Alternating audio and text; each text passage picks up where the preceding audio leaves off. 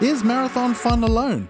So Marathon is the latest shooter from Bungie, the guys who brought you some of the biggest shooters of all time, namely Halo and Destiny. By now you've probably heard that there's been some controversy, some unimpressed gamers, and some questions around the decision to make an extraction shooter. It's a bold strategy, Cotton. Let's see if it pays off for them. The questions I'm answering today after spending time with Marathon as someone who wasn't particularly for or against its existence is this game for you, and is it fun to play alone?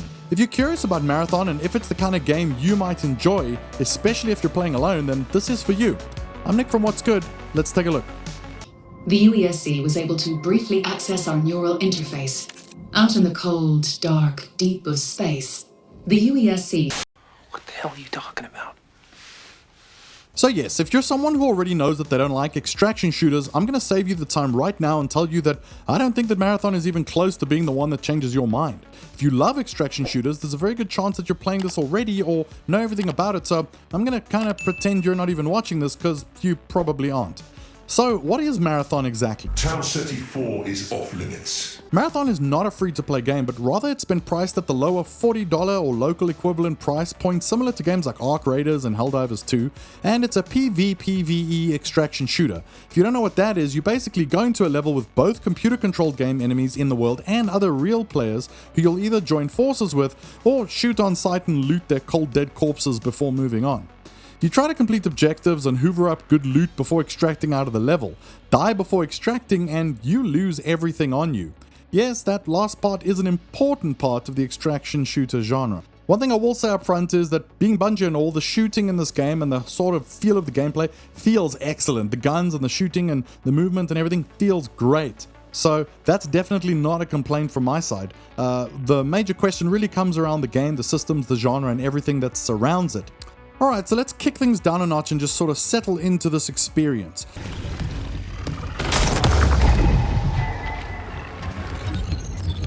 So at first when I got into the game, I found it very confusing at first.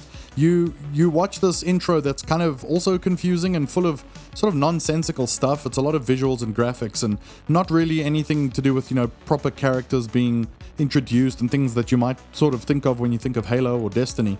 The interface is quite tricky to get used to as well. The system's also quite tricky to get used to. And then on top of that, learning how to deal with these contracts and all of that stuff can also be a little bit abrasive on your way in. But it's the kind of game that also, despite having a tutorial, it doesn't help too much, but it really, really does help if you have a friend or someone who knows how to play the game that can sort of run you through it or take you, sort of act as a bit of a guide and let you know what to do and where to go next. This game is, especially for solo, brutal at first.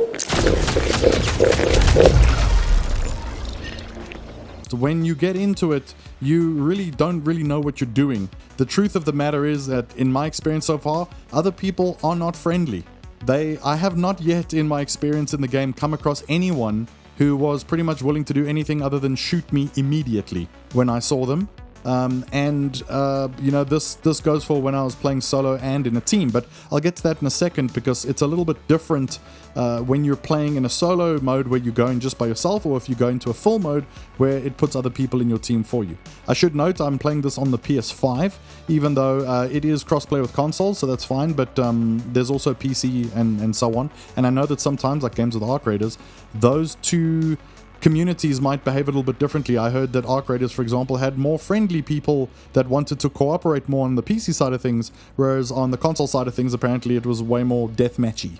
So something else that you should know is that the robot enemies, like the environmental enemies in this game, are also very difficult to deal with. This isn't a game where you run around and basically mow down the NPCs and then the only thing you have to deal with is the people.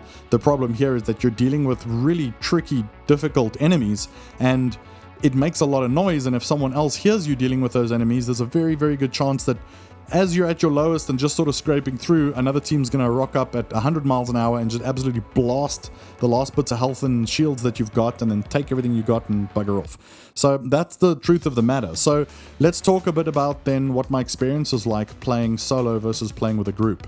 If you pick the solo mode, you load into the game and it's just you by yourself. So you're running around. It's more no kidding, like a sort of horror game than it is like anything else. And maybe this is normal for an extraction shooter. This is not something I'm too familiar with, but I think they sort of are that way in a way. If you don't know extraction shooters, then this is something you should know.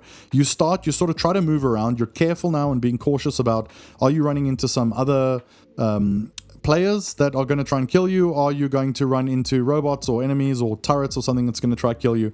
And sound is a big factor, so you have to kind of move around quite slowly. You don't want to run around and just start blasting, or you even have to be careful about opening doors and things, because people can hear that and then they might come and investigate. So it's all a little bit tricky, and in my experience so far with solo, it's been kind of harrowing, because you get in, you creep around, and unfortunately for me, for the most part, is my experience has been me trying to creep around and figure out what's going on, and then in the blink of an eye, having some other player just wreck me, from an angle behind me so fast that I didn't even know what happened, and then just immediately come and stab me dead and take all my loot and run away, and that's game over. So it's also a factor that the time to kill in this game is really short. So, I mean, in most cases, when I get shot at, the moment I know I'm being shot is already the moment I'm down. There's no such thing as getting, hit a bit, running, taking cover, regenerating up. You've got these things which are, for me, closest I can think of is a game like Apex that I played, where your shield, you're recharging your shield, you're healing up and things like that, but using items. But, at the end of the day, if people pounce on you, it's very quick and very ruthless.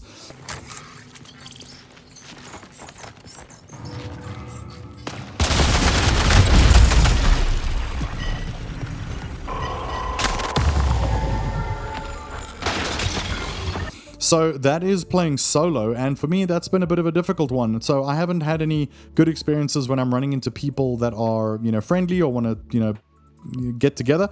It might get better over time, maybe once you get more equipment and things like that, but that goes that's like across the board for this sort of genre. So when playing solo but matching up with other people, I've had a bit of a funny experience as well, because what I've experienced is I'll jump into a game, there's other people with me. I've tried to use the mic, because these are the kind of games where you're supposed to jump on the mic and use like the directional sort of audio that's around you, because you can hear proximity chat and things.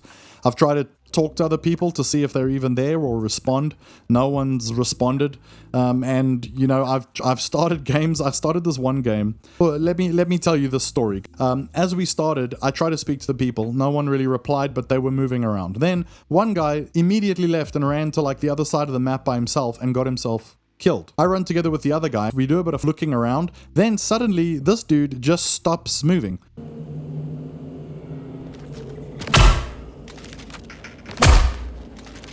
So I look at him and punch him in the head a few times, and he was pretty much, disconnected or whatever after a while. This is a complete crap show. I'm just going to see what I can do. So I find this crate, like you can open this crate, but it calls in a lot more enemies. So, oh well, what the hell? These enemies start arriving, but then the guy who had disconnected magically reconnects and appears like way later again, and he starts shooting, and I run around a flank and we shoot and land up having this incredible battle, and we landed up killing these things. Go to the big crate, which I don't even think he knows I opened or activated, and I just pulled in like a ton of amazing loot. So we leave and we get out of there, and we go now to the other side of the level, because I'm trying to find a place where we can extract. Suddenly this teammate of mine has revived the guy that died right at the beginning of the round, who was apparently just spectating us this entire time. I'm absolutely packed to the brim with like incredible loot, and I try and guide us towards a nearby extraction point.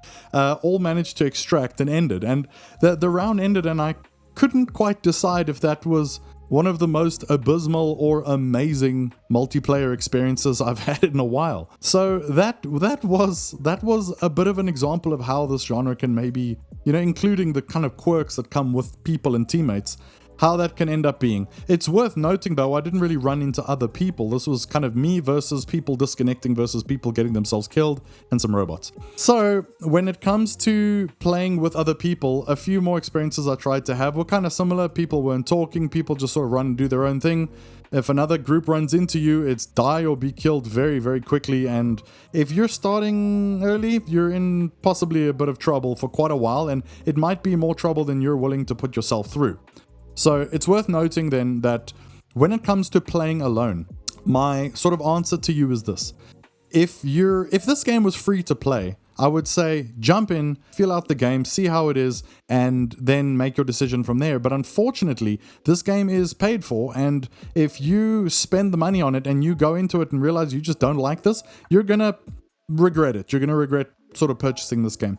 If you are buying it with some friends and the three of you are going to go jump into games together all the time and figure this out together, you are going to have a better time. When I jumped in with a friend of mine who knows what he's doing and all that sort of stuff, he had been playing more than me and ahead of me. He was helping me figure out what to do and when to do, and then it's a lot more fun. But playing alone, I don't see myself personally carrying on with this game alone at any point. Like, I love playing Overwatch, for example. I'll go play Overwatch by myself or if friends are around. And the same for some other shooters and other multiplayer games I play. This one, not so much. I think I'm going to sort of reserve this just for playing together with them, or, depending on if I even want to continue.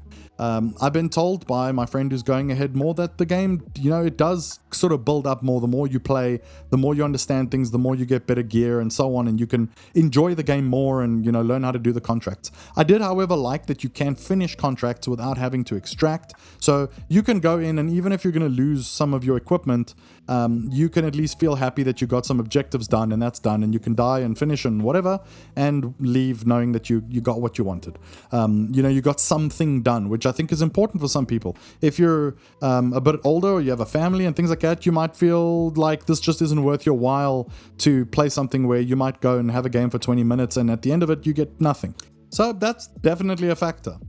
So then, my conclusion and final thoughts on Marathon after my time spent with it. Is this a game that you might enjoy if you don't like extraction shooters? I'm going to say that's a no. Is this a game that you should try out? I would say only if it's on a big sale or comes to some sort of service, because I don't know if it's worth finding out for that sort of price. But if you've got friends or someone who you can join with and sort of get, tag along with, you're going to have a better experience here. However, it must also be said that there's just so many other options out there that it's difficult to sell anyone on something like this, especially for money, when you've got a lot of other free-to-play options or other established options or other options that are indeed on sale and everything by now. So I'm pretty sure with everything I've said so far, you've already got more than enough to decide if Marathon is something for you.